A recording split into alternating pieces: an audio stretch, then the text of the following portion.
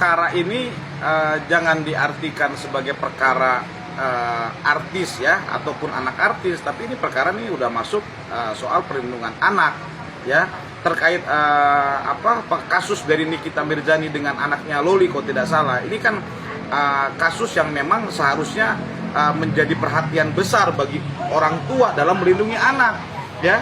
Kalau kita amati dari pernyataan dan juga keterangan dari pihak Humas Polres setempat, ini kan laporan yang dilakukan oleh Nikita Mirzani ini laporan perlindungan anak ya, Undang-Undang Perlindungan Anak, Undang-Undang Kesehatan ya, KUHP pasal 348. Ternyata kan ini berat sekali kalau menurut pandangan saya seperti itu terkait perkara Nikita Mirzani.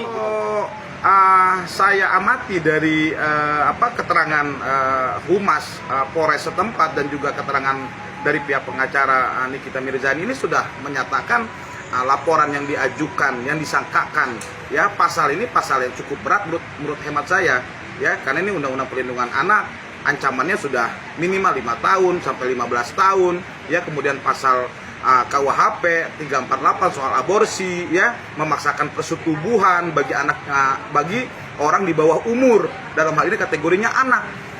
Korban ini kan Loli ya, anaknya dari Nikita Mirzani, itu kategorinya anak, dia usia 17 tahun.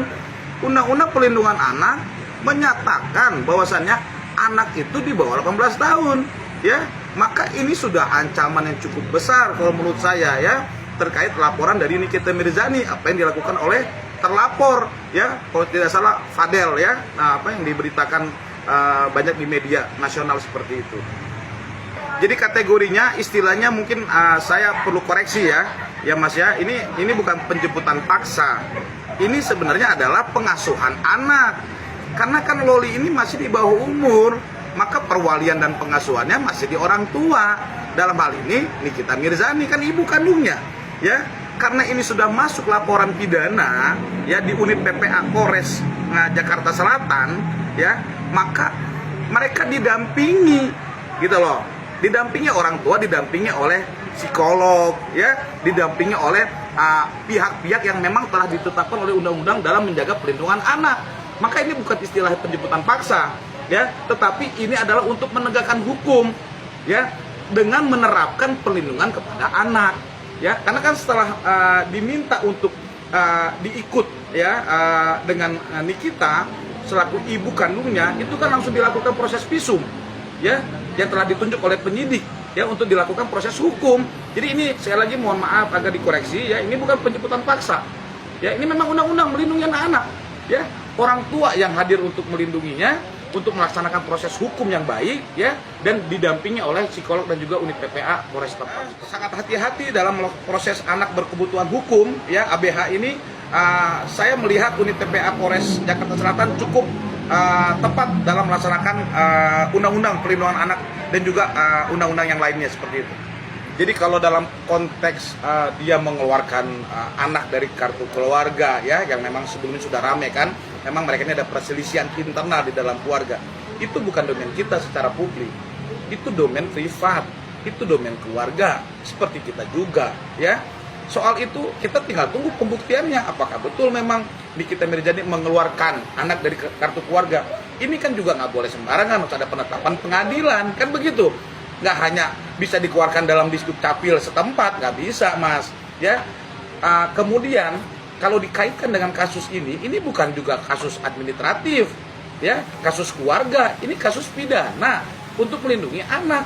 Kita nggak bicara soal perselisihan di antara mereka berdua, itu ranah privat ya. Negara hadir karena untuk melindungi anak-anak di Indonesia dari perbuatan-perbuatan yang memang tidak sesuai ya, perbuatan-perbuatan yang bisa merugikan masa depan anak tersebut gitu loh. Ini harus kita bedakan poinnya seperti itu.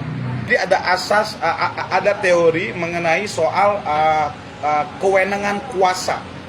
Anak ini, kategori anak, definisi anak itu belum cukup dan cakap dalam melaksanakan perbuatan hukum. Itulah undang-undang asas legalitasnya ditetapkan oleh Indonesia, Undang-Undang Perlindungan Anak, batas anak itu di bawah 18 tahun.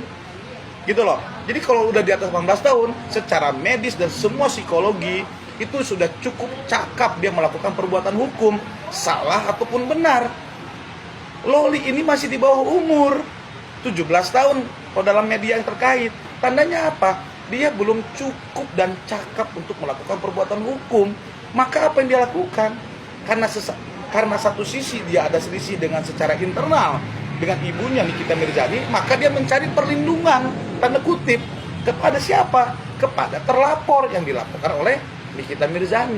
Jadi hemat saya melihat ini tidak bisa dicentang-perentang atau digabungkan secara langsung. Ini berbeda perkaranya, gitu loh. Jadi otomatis terlapor ini bila mana unsur buktinya cukup pidana, ya, hasil visumnya menyatakan hal yang sama, dibuktikan secara saintis, maka saya melihat terlapor ini akan bisa dinaikkan, ya, cukup bukti untuk menjadi tersangka, gitu loh. Nah, kita tunggu saja hasil visumnya dari pihak Polres setempat seperti itu.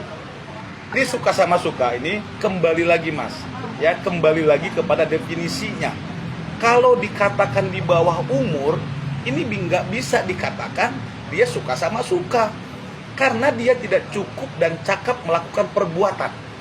Itu poinnya, ya. Jadi otomatis ada paksaan kuasa kewenangan pihak lain yang akhirnya si korban ini atau si anak ini menerima, ya. Karena kan yang disangkakan pasalnya ada KUHP-nya juga 348 Undang-Undang Perlindungan Anaknya ini kalau nggak salah pasal 75 dan 76 ada dorongan untuk berbuat memaksakan dengan sengaja dan sebagainya. Jadi Loli ini tidak punya kuasa untuk melindungi dirinya untuk melakukan perbuatan penolakan tadi. Maka ada kuasa orang lain, ya, yang kita definisikan sebagai terlapor yang bisa memaksakan kepada Loli untuk melakukan perbuatan seperti itu, gitu loh.